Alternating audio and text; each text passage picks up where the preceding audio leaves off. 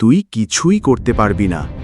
এই কথাটা শুনেছি বহুবার, বন্ধুর মুখ থেকে, আত্মীয়র চোখে, এমনকি যাকে ভালোবাসতাম তার মুখেও।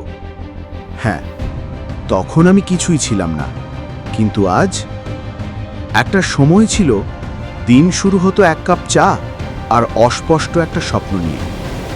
মেসে থাকতাম, রাত জেগে কাজ করতাম, কেউ বিশ্বাস করতো না একটা ছেলে যার হাতে কোনো ডিগ্রি নেই, কোনো সুযোগ নেই, সে কিভাবে কিছু করবে।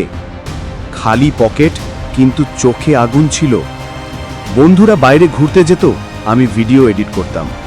ঘরে বসে ফ্রিল্যান্স শিখতাম, ইউটিউবের প্রতিটা টিউটোরিয়াল গিলতাম। সবাই হাসত, আর আমি চুপচাপ কাজ করতাম। আজ আমি যাকে ভালোবাসতাম, যে বলেছিল তুই কিছুই করতে পারবি না, সে আজ আমার অফিসে এসেছে সাংবাদিক হয়ে, আমার ইন্টারভিউ নিতে। চোখে চোখ পড়ল, সে চুপ, আমি চুপ। কারণ শব্দের প্রমাণ লাগে না, সফলতা চিৎকার করে বলে দেয়। বন্ধুরা, কেউ তোমাকে অবহেলা করলে কষ্ট পেও না। নিজেকে প্রমাণ করার জন্য তাদের নয়, নিজের স্বপ্নের কাছে দায়বদ্ধ হও।